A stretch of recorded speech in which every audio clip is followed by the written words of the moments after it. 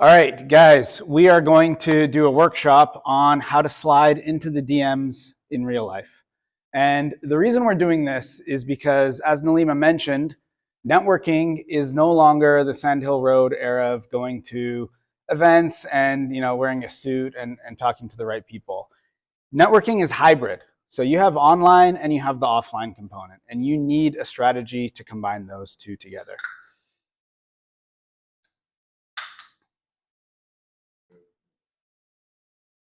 So I'll give you guys an example to illustrate this. So you're at an event. You see a VIP person, a person you've been trying to get in touch with. Maybe it's an investor, maybe it's a customer, maybe it's a super connector, maybe it's someone who hosts an event that you want to participate with. And you run into them, and you only have a minute with them. You make a good impression. What happens after that? You add them on LinkedIn.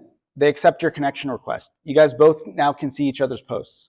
Maybe they leave a comment on one of your posts that you reply to. And then maybe they even sign up for your newsletter.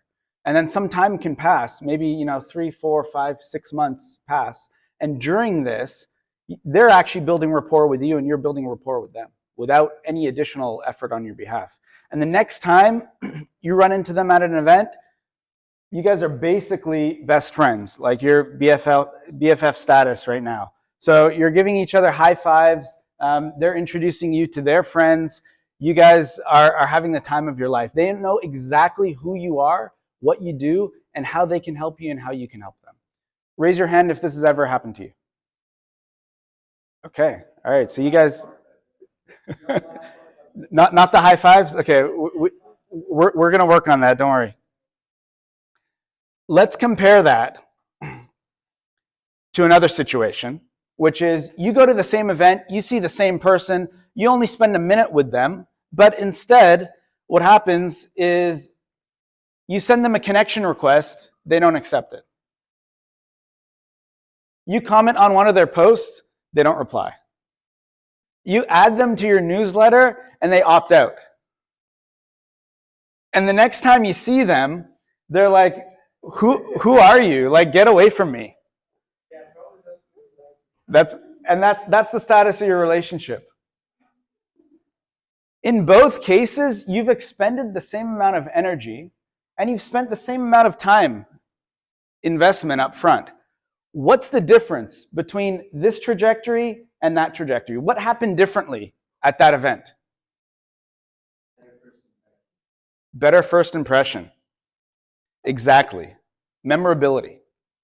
Because your job at an event, anytime you make an introduction, isn't to build a relationship on the spot. Your job is to plant the right seed, and then that relationship will develop over time. So with the right intro, and memorability, these touch points will actually stack. Without it, these touch points will just stagnate, and you end up over here. So the first thing I want you guys to write down, memorability.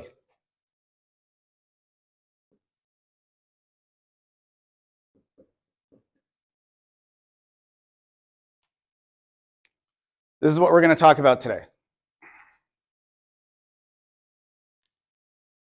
So any press is good press. Do you guys agree with that? Okay. No, for the people that say yes. Who said yes? Okay. Does that apply to making good first impressions? Is any memorable interaction a good interaction? Some things more than none. Okay. Let's go a little bit deeper into this. So I'm going to show you examples from my DMs of people that were the most memorable to me and the least memorable. And we're going to take a look at their opener, how our relation started off, and see if there's a correlation between how that relation started and whether they became memorable and whether we built that into a proper relationship. The quick question, what's harder, opening a conversation in person or online? Why? Because in person you can have more of an impact. You can have your tone of voice, you can have your presence. Online you just subject line. Okay, I agree. In person, you have a captive audience. They can't just ignore you or block you easily. You have them physically trapped there. You have their attention. So I agree. In person is a lot easier. However, the same principles apply online as they do in person. And so if you can nail online, you have your work cut out for you in person. So that's why we're going to look online. But these principles, we're going to understand what makes something memorable and versus not memorable. All right, first one, Matt. Hi, Salim. I saw your comment on Luke Matthews' post and thought it would be nice to connect with you. Do you guys think this is memorable?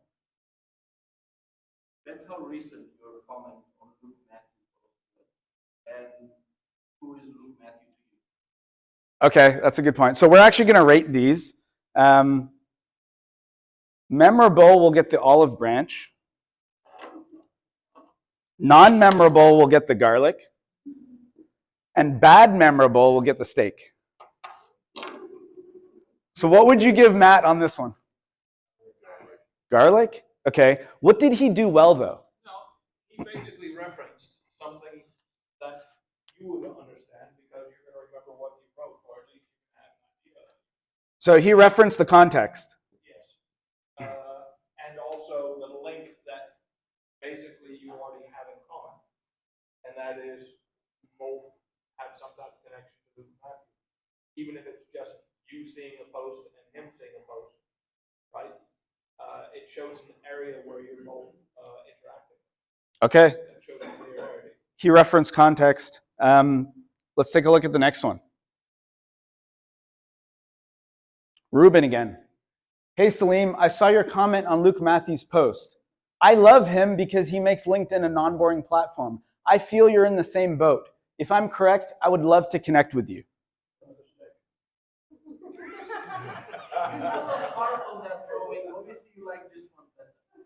So I think this is from a post I wrote. That's how, affected I was by this cold opener. What did he do well? He leveraged his AI network to write that message. Okay, probably. This is probably automated. He did nothing well?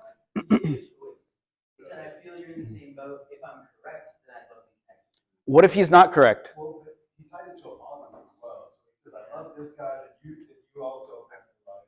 And then he put you in the same category as the person that he loves. So he's showing his affinity for you in a respectful way. And then he has an ask. He positioned himself as an ally. Okay. So it all depends on what your comment was with Luke Matthews. If you framed your comment in the same feeling of how you wrote it, then he can be connecting with you on that level. If you used the same, how would you call it? The same sentimental wording. okay. Then Yeah. he gets you. But if you didn't, if yours was a very business or very matter of fact comment, then he's basically skipped off your stratosphere. So what he did is make an assumption. Yes. By reading the comment, reading the room, and this is the assumption he made, that I like Luke Matthews because he makes LinkedIn a non-boring platform. It's absolutely that I love. Sorry, not like. I love. So it's absolutely incorrect. I did not get along with Luke Matthews at that time. And so this one absolutely gets the steak because I'm going to remember this guy, but for bad reasons, because this is how he opened. So number 2. That's a borderline stalker. Yes. So should you make assumptions about people? So you're bound to. If you have to make assumptions because you don't know everything about someone, especially if you walk into an event. You know very little about them. But if you're going to make assumptions, make accurate assumptions.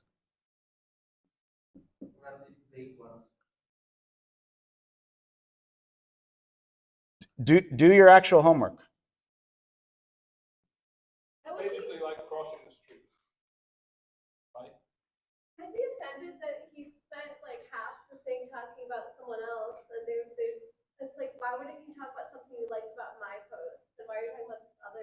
Because he didn't read my comment, and this is automated. Probably. Yeah, the whole thing. Okay. Lots of love. Faison, we both breathe air. That's why sending you connection request. Is he memorable? Again, Short is always memorable. Did he do anything well? It's funny. Okay. So I laughed. Is funny memorable? he wants you to pay for him. That's the other thing. Like, what does the guy do? So here's what he's missing out on. Like, it might be funny or whatever, but what's in it for me? What's in it for me? Spending money. When I read this, I don't understand what's in it for me. This guy is going to leave low effort comments on my posts and ask people to do their taxes for them. I don't understand. This guy was unmemorable. He gets the garlic. Eliza Powell. Hey there, Salim. I'm looking to grow my network of super cool people. If you're open to that, I'd love to connect. If not, hit me up with your best insult. How do you think this relationship went? I will take it. I'm one or the other. No garlic for you. Garlic is a waste of time. How do you think I responded to this? Yeah, okay, you guys know me. So, I wouldn't even waste my time. wow, okay. I would at least give him the benefit of the doubt. So I did insult her and she took offense to it. So absolutely steak. Absolutely steak. So what she had done here is this is an offer, this is a challenge. She's setting an expectation, and she did not fulfill that expectation. So number 4.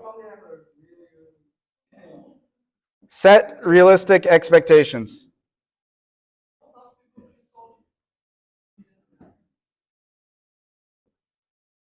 Excuse me, sir. I have a question for you. Yes. So, and I apologize, I don't know who you are, so I don't know how to cater to you. So like some of these would be funny and some of them might be interesting. Apparently you're insulted by almost everything. So how, like, isn't that a huge part of it is like building a rapport with the person you're connecting with, like, or knowing who your audience is? Right. Absolutely. So we're talking about memorability in the opener, in the first communication that you have with the person. So you have to do your homework and you have to be relevant to them. Yes. No, these are actually not spam. These are people I know. If you can imagine. Alex, meet Tuesday for 15 minutes. I'd like to discuss your Venture Scout experience. I created a database of 2,000 HR tech startups and want to either work for a VC or HR tech startup or sell the database. Calendly link. What does Alex get? Olive branch? Explain why, but I would say garlic. If that's what you're looking for, then you know exactly what he's about. So, well, yeah, what's in it for you is he wants to discuss these things that might be able to work with him on, or at least get a little bit of information. Okay. He's not trying to say, let's climb in the same boat. Yep. Right? Or Yep. insult me at your will. He's saying, this is what I'm looking for. I heard you, and I'd like a little bit more info. Here's what I can bring to the table. So I agree with that. So what's in it for me is that he read somewhere that I'm into HR tech or future of work. So absolutely, this is relevant to me. And he also referenced that Venture Scout experience. That's buried somewhere in my profile. No one has ever mentioned that to me before. So, and another thing he did is show, don't tell. So he didn't say, I'm passionate about HR tech. He said, I created a database of 2,000 HR tech startups. So that is something substantive that he's actually done. So the next one is show, don't tell. Because anyone can use buzzwords.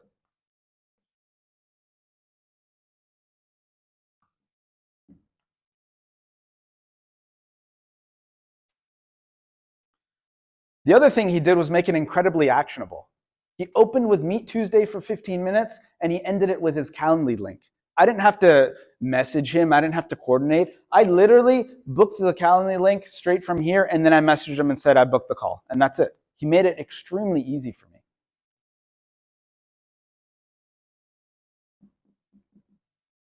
Actionable. So your ask should be actionable. Cynthia Tang. Hi, Salim. Lovely to connect with you. I'm a big fan of yours. Love what you share with your audience. What does Cynthia get? You're too nice, Nalima. What did Cynthia do well? She was polite. She was polite. Okay. Flattery. Okay. That's a good one. Appeal to ego.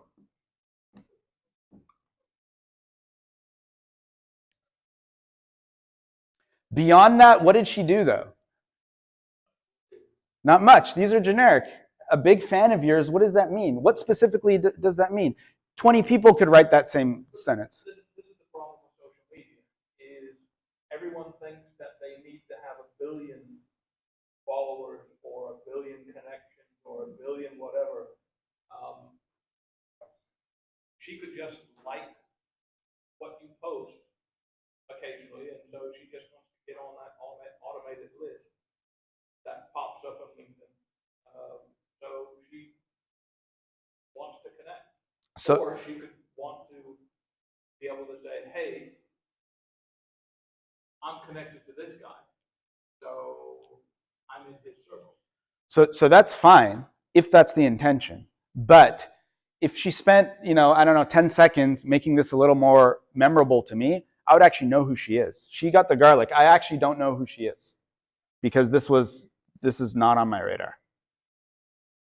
Jujubee. Hi, Salim. I learned about you via Raj at Austin Startup Week and love your anti-VC philosophy. Would love to connect and learn more about your approach towards fundraising.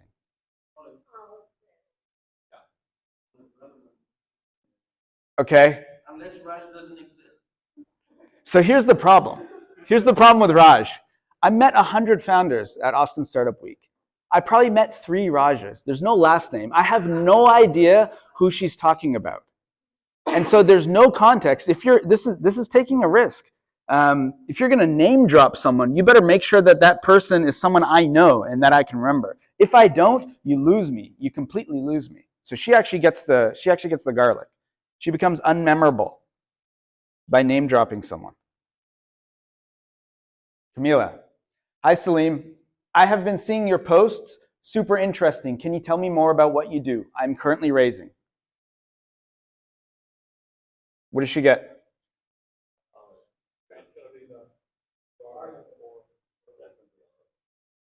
Olive, garlic, olive, steak. If you're trying to get leads, that's an olive branch. God, it's a steak. Okay, so what Garrett said is interesting. If I'm trying to get leads, that's an olive branch. So she has like, the context here is that she's a potential customer for me. So in my mind, she has plugged herself into a prospect. And I know how to relate to prospects. Dopamine, starts flowing when you see a prospect. So she gets the olive branch only because she asked more about what I do, and she's currently raising. Sorry? There's no show. If she would have given a website that shows what she's doing, or said something about what she's doing, I'm currently raising for what? So it doesn't matter. If someone gives a buying signal, it trumps all of this. Because everyone is selling something.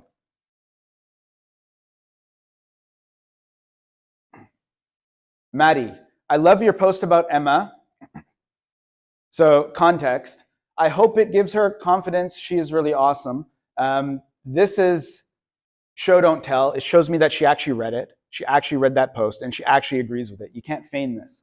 I would really be interested to learn more about what you do. Your title intrigues me. So appeal to ego and an actionable request. Stephen Bartlett just said he would vouch for us. So we're getting a lot of traction. What does this do at the end? Credibility. Okay. Last name. I don't know if you guys can see down here. Right up here. Credibility. Most founders are lacking this, especially when they're fundraising, especially with investors.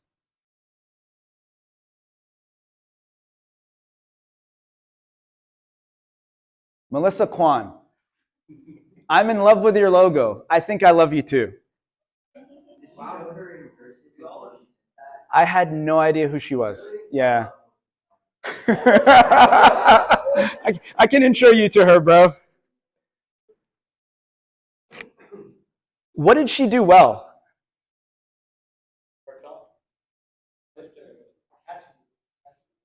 Show me, don't tell me. She showed you that she's familiar with you. Maybe that's an Okay, she definitely appealed to ego. It's really confident if she's someone notable, but if she's not a notable person, it's creepy. Okay, I agree.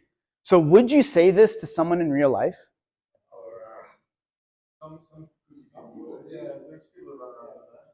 No, but would some people like you if you go up and say this verbatim to them?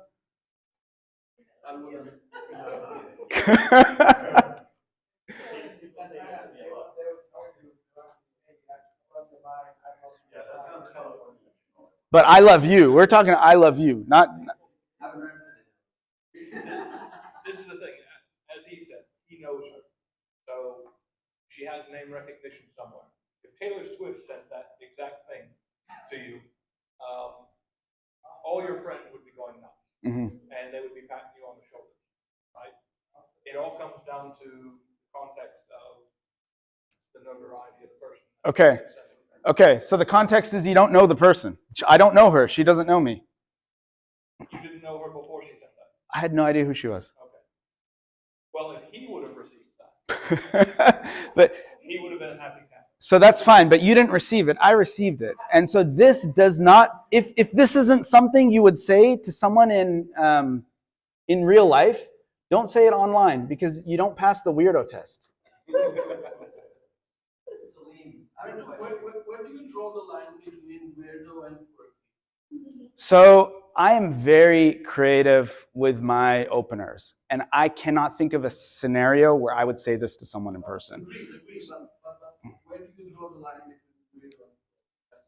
There's a little bit of weird things, memorable.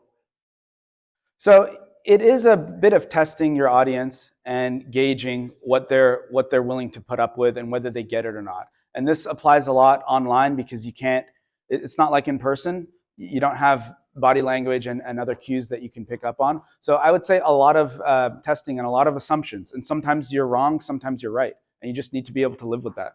Again, weirdo, Melissa Kwan. Quirky, Taylor Swift. Same message, different person, different outcome. I'd be really curious if I got this. Okay, so this is a really good point. Now the issue is that the only way that an opener like this would work, because what she's doing is she's setting a very large power imbalance. So this would work if it was a fan, saying this to a celebrity. The only thing she could follow up this with is, I either want to work with you as a client, or I have a massive ask. I need you to make like a huge introduction to someone for me. She didn't follow it up with any ask. And so it's just weird. Like there's nothing more to it. So don't be weird. Pass the weirdo test. Real quick before you move on, I saw on a previous slide that you talked a lot, or that you had a non-VC fundraising philosophy. And if that's something that you talk about a lot on LinkedIn, that's what she talks about a lot. Maybe she said, I think I like you. I'm making this up here, but I think maybe she found common ground like that. But you would never look into it that deep. So I know her now, but no, she gets the steak because our relationship never recovered from this. This is an unrealistic expectation that she's setting up here. Unless you have a massive ask, because you're building up the suspense here. And I'm like, okay, I'm going to respond to this. This better be good. And if you don't follow through with that, it's a bad impression. Okay, last one. Rachel Hamlin. Hey Salim, I sometimes see you comment on Ori Bogdan's posts. He's awesome. I like your comments too. Would love to connect and see you in my feed. What does she get?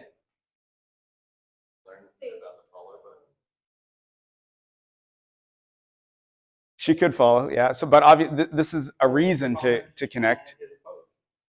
Sorry? What was your comment on Bogdan's post? If it was bad, and same thing with the prior person that commented negatively on the post, and that person said they loved them. She's saying that this person is awesome. So here's where it gets interesting. This is a really good point. Ori and I don't really see eye to eye. Like, he's pro VC, I'm anti VC. He writes, positive stuff to grow his following. I don't do that. And so my comment on his post probably wasn't like supportive or supporting him. So do you know how I read this? The way I read this is exactly. I sometimes see you comment on Ori Bogdan's post. Ori is the content creator. I'm the guy I'm the reply guy in his comment section. He's awesome, but I also like your comments too. And so I'd love to connect, and maybe, I might see you in my feed. Maybe one day you'll be as good as Ori in my eyes. So this isn't just like appeal to ego. This is like bashing my ego to the point that I feel attacked, and I feel like I have to rise to the challenge now. Because when I'm reading this, what's going through my head, I'm like, I had no idea who she was. I'm like, okay, who's Rachel? Why is she comparing me to Ori? And who the hell is Rachel to say this to me? She's literally trying to poke at my insecurities. I don't know if this was her intention or not, but this is how I read it. This is literally an invitation to embark on the hero's journey. Because now I have to prove, obviously my stuff's better than Ori, that's obvious, but I have to prove it to her because she's like an innocent bystander and she's smiling, she's innocent and naive. I have to actually prove it. Otherwise,